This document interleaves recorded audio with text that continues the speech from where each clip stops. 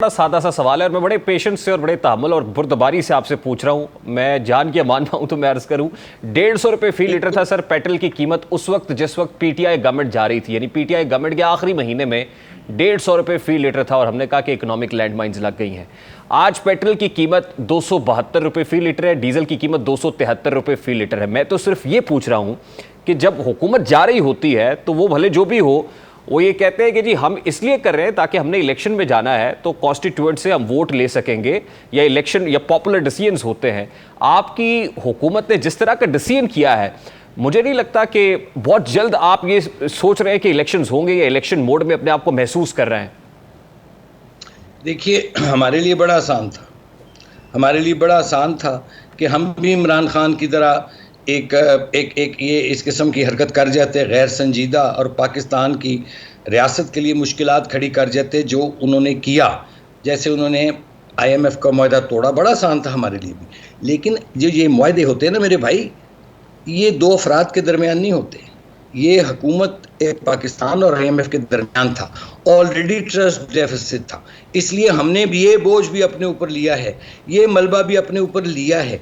बाकी मैंने तो जैसे पहले अर्ज किया, पब्लिक में जाएंगे भाई, अगर लोग हमें वोट दे देंगे उनकी मेहरबानी, जिसको भी देंगे वो हुकूमत बनाए और कम अज़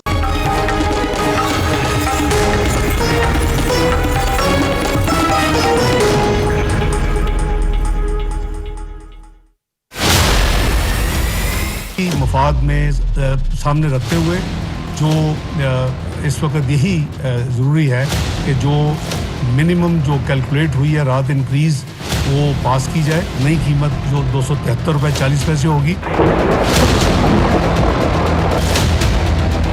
पेट्रोल भी महंगा होता है जा रहा, गरीब आदमी मर जाएगा। गरीब आदमी ने क्या करना है?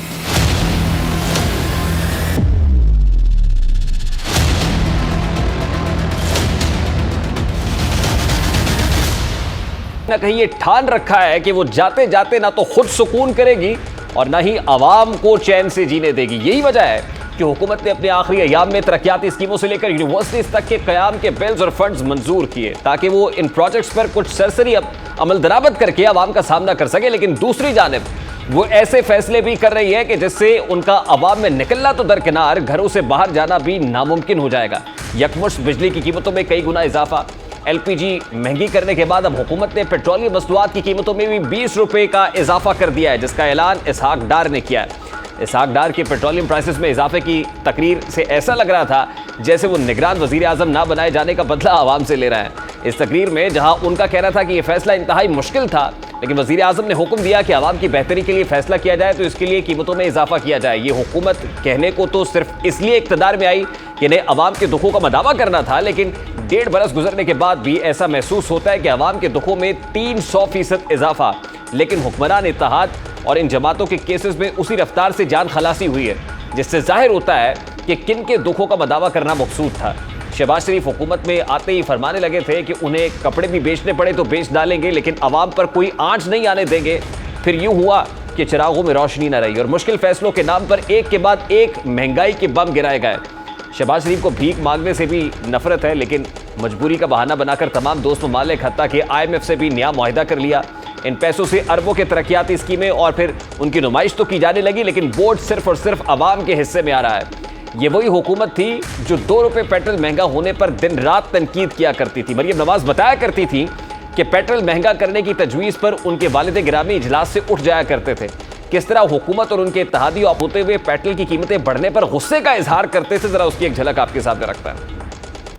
तेल की जो कीमत है हुकूमत को 70 रुपए फी लीटर फिल फॉर, उसमें कमी करनी चाहिए। आवाम के ऊपर आज पेट्रोल बॉम्ब जो है वो बिजली बन के गिरा है। आज हर महीना पेट्रोल की कीमतों में इजाफे करने का ऐलान कर चुका है। 4-5 रुपए पर लीटर रिलीफ देना था आवाम को, इन्होंने तेल और महंगा कर दिया है। आज 137 रुपए लीटर है, जो कि पाकिस्तान की तारीख की बुलंद तरीन सतह पे आया है। 30 रुपए पेट्रोल और डीजल में जो इजाफा हुआ है उसने कौम की जड़ें हिला दी हैं। रात के अंधेरे में पेट्रोल बम गिरा देते हैं लोगों पर। पेट्रोल की कीमत में 34% इजाफे से आवाम पर एक बहुत बड़ा बोझ लाभ दिया गया।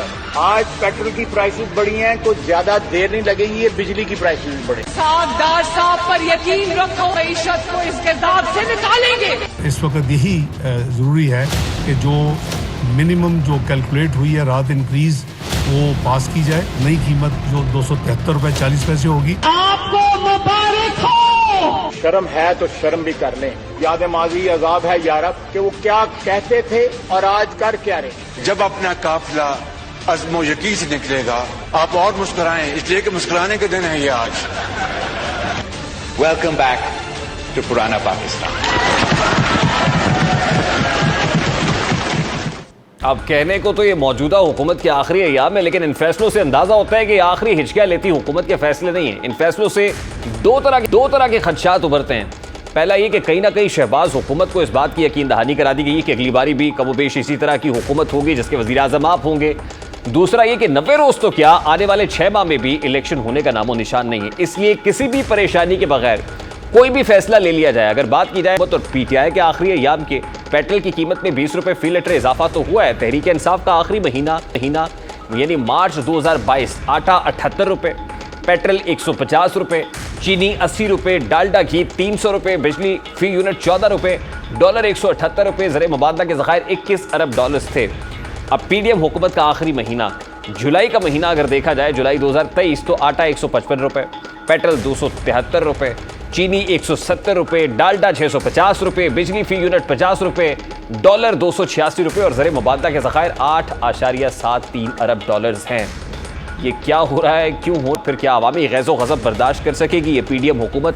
पाकिस्तान मुस्लिम लीग नून के रहनुमा सेनेटर डॉक्टर आसिफ किरमानी साहब ने भी ज्वाइन किया, उन्हीं से पूछते हैं। अस्सलाम वालेकुम डॉक्टर साहब, बहुत बहुत शुक्रिया आपके वक्त के लिए। सबसे पहले तो मेरा बड़ा सादा सा सवाल है, पेट्रोल की कीमत में 19 रुपये 95 पैसे फ़ी लीटर इजाफा, डीजल की कीमत में 19 रुपये 90 पैसे फ़ी लीटर इजाफा, यानी बिल तरतीब ये जो इजाफा हुआ है और बिल तरतीब कीमत पेट्रोल की 272 और फिर डीजल 273 पर पहुंच गया है। हमने ये तो सुना था कि हुकूमत जा रही है, लेकिन ये नहीं सुना था कि हुकूमत ने पक्का ही जाने का फैसला कर लिया। बिस्मिल्लाहिर्रहमानिर्रहीम, शुक्रिया। देखिए, तनकीद करना बड़ा आसान काम है और हम लोग बैकग्राउंड में माजी में गए बगैर, फैक्ट्स का जायज़ा लिए बगैर तनकीद के आदी हो गए हैं, विच इज़ वेरी अनफॉर्चुनेट। सवाल यहाँ ये उठता है क्या मुझे बताइए, जिस मुल्क की अशराफिया जो है, एलीट जो है, जो 2% ऑफ द पॉपुलेशन है, शायद इससे भी कम हो, और ये और 98% मिडिल क्लास और गरीब है, क्या आपके अशराफिया ने पिछले 75 सालों में जब से ये मुल्क बना है कभी उन्होंने ईमानदारी के साथ टैक्स दिया है? कभी उन्होंने अपनी ये कौमी जिम्मेदारी है टैक्स देना, ये कभी अदा किया है? काश अगर आपके अशराफिया ने अपनी कौमी जिम्मेदारी टैक्स मुकम्मल दिया होता तो हम कभी भी हमें IMF के पास जाने की जरूरत पेश ना। डॉक्टर साहब, वैसे तो ये सवाल भी पार्लियामान में बैठने वालों से करना चाहिए, लेकिन ये जस्टिफिकेशन उस वक्त भी दुरुस्त होती फिर जिस वक्त पाकिस्तान तहरीक इंसाफ बरसर इक़्तिदार थी, जिस वक्त पेट्रोल 118 रुपए फी लीटर पर पहुंचता था, तो ये कहते थे कि तारीख की बुलंद तरीन सतह पे 73 साल रिकॉर्ड टूट गया। या तो आप मुझे बात मुकम्मल करने देगा, इंटरप्ट करेंगे तो आई एम सो सॉरी, मैं आपसे बात नहीं कर सकूंगा। मुझे आप मुकम्मल करने देंगे तो मैं बात करूंगा, अदरवाइज मैं नहीं करूंगा। डॉक्टर साहब, सवाल मेरा बड़ा सादा सा है, ये तो पब्लिक पल्स है। नहीं, सवाल आप जवाब नहीं सुनना चाह रहे हैं ना, आप जवाब या तो सुने। आप जवाब मेरा सुन नहीं रहे, आप मुझे बीच में इंटरप्ट कर रहे हैं। You don't let me complete my answer. इस तरह तो बात नहीं ना होती जी। आप पैनिक में करेंगे तो आप किसी और को कर लेंगे। मैं आई एम नॉट अवेलेबल। नहीं, मैं जवाब दे रहा हूं और आप मेरा जवाब नहीं सुनते और नया सवाल बीच में मेरा ज़मीनी सवाल है। मैंने तो पहला सवाल किया डॉक्टर साहब, आप जज्बाती हो गए। ज़मीनी सवाल आप कोई असेंबली में नहीं बैठे हुए, you are not sitting in an assembly of parliament के आप ज़मीनी सवाल करेंगे। नहीं, सवाल मैंने करना है, लेकिन मैंने सवाल क्या करना है ये तो आप नहीं बताएंगे ना। नहीं, सवाल मैंने किया है। आपकी डॉक्टर साहब don't have patience to listen. नहीं, आप जवाब दीजिए डॉक्टर साहब। आपको जवाब देने से तो मैंने नहीं रोका। नहीं, आप एक क्वेश्चन करते हैं और उसके बाद आप में तहम्मुल नहीं है पूरा जवाब सुनने का। डॉक्टर साहब, आप जवाब दीजिए। There is no use in this conversation. Doctor साहब, आप जवाब दीजिए। मेरा ख्याल है कि ये मजीद कॉन्वर्सेशन का फायदा कोई नहीं। आप जवाब दीजिए, जो जवाब आप देना चाहते हैं आप दे दीजिए। उसके बाद आप मुझे इंटरप्ट करेंगे बीच में तो मैं बात नहीं करूंगा। आप अपना जवाब मुकम्मल करिए। नहीं, आप अपना जवाब मुकम्मल, मैं तो कह रहा हूँ आप जवाब मुकम्मल कर लीजिए। I am not available. देखिए आप जवाब नहीं देना चाहते, देखिए अब आप ऐसे बात करते हैं जैसे को आपको मुजरिम हम कटहरे में खड़े हुए हैं, आप में हौसला नहीं है पूरी बात सुनने का। ये क्या आप लोगों ने तरीका पकड़ लिया? डॉक्टर साहब आप जवाब नहीं, आप जवाब दें। This is no way to talk to a gentleman.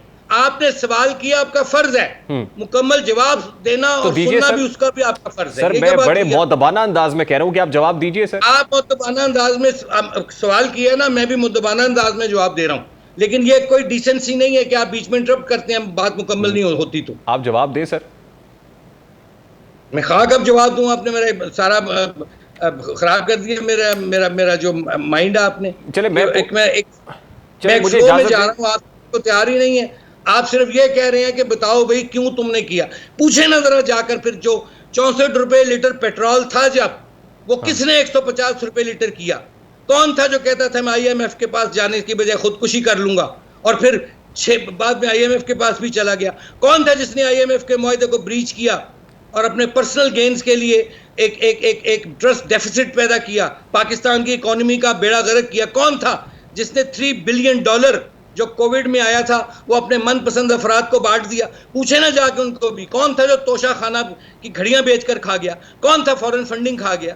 कौन था जो 190 मिलियन पाउंड का खा गया, डकार गए ये लोग? उस तरफ कोई जाता नहीं है। ये सारी सूरत हाल आप लोगों के सामने है। अब आप रेटिंग के लिए अगर सवाल करना चाहते हैं तो आप करें। नहीं, मेरा